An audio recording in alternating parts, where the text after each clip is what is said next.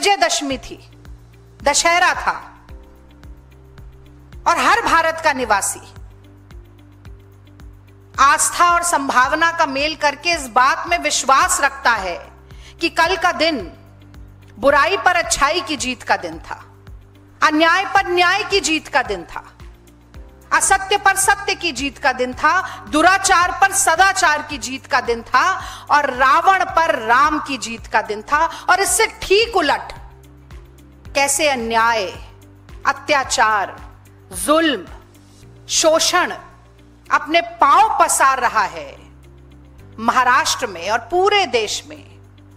इस बात का प्रत्यक्ष प्रमाण, बहुत दुख है मुझे इस बात का कि विजयदशमी के दिन, दशहरे के दिन न सिर्फ देश ने बल्कि पूरी दुनिया ने देखा।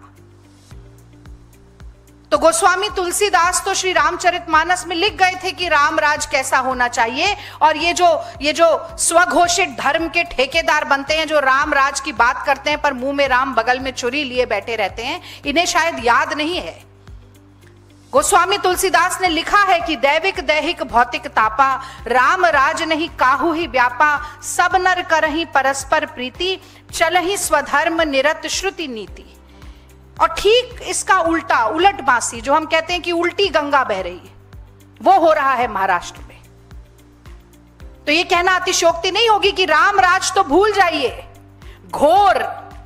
जंगल राज और रावण राज है, और इस रावण राज का अंत जनता करने के लिए ठान कर बैठी है। इसीलिए कहीं ना कहीं ये चुनाव की भी तारीखों को टालने का काम कर रहे हैं कि जब सरकार खुद अपराधियों की सरपरस्त बन जाती है। हमने देखा किसानों के आंदोलन में, हमने देखा पेपर रद्द, पेपर लीक के दौरान नौजवानों के आंदोलन में,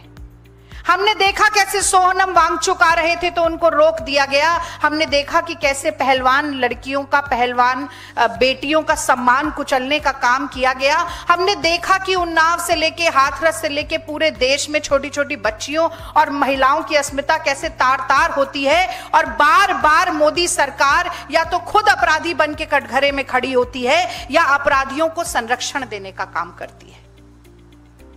उनको बचाने का काम करती है। तो जब अपराधियों के साथ ही सरकार खड़ी होगी तो गुनहगारों का हौसला कितना बुलंद होगा और उसके कितने दुर्दांत परिणाम होंगे, इसका भी हमने एक रूप कल देखा है। क्योंकि लगातार प्रशासन का हौसला पस्त हो रहा है और गुनहगारों का इकबाल बढ़ रहा है, इसीलिए इस तरह की वारदातें अंजाम देती हैं। सबसे पहले आदरणीय राहुल गांधी जी ने, कांग्रेस पार्टी के राष्ट्रीय अध्यक्ष मल्लिकार्जुन खड़गे जी ने, जैसा कि आप पीछे ट्वीट्स में भी देख रहे हैं, न सिर्फ निंदा की है, न सिर्फ प्रशासन और सरकार को जिम्मेदार ठहराया है, बल्कि यह भी कहा है कि तफ्तीश होनी चाहिए, निष्पक्ष तफ्तीश होनी चाहिए, न्याय होना चाहिए, नीतिगत तरीके से होना चाहिए। और मैं अपनी बात को यह कहकर समाप्त करना चाहती हूं कि डबल इंजन सरकार है तो डबल जिम्मेदारी भी होती है, न सिर्फ महाराष्ट्र के मुख्यमंत्री की और गृह मंत्री की, बल्कि देश के प्रधानमंत्री और गृह मंत्री की भी। और अगर नैतिकता का लेश मात्र भी आपके अंदर बचा है, अगर आपकी अंतरात्मा जरा सी भी आवाज दे रही है, तो शिंदे जी, फडणवीस जी और अमित शाह जी को इस्तीफा देना चाहिए। और अगर यह इस्तीफा नहीं दिया जाता है, जैसा कि मैं जानती हूं,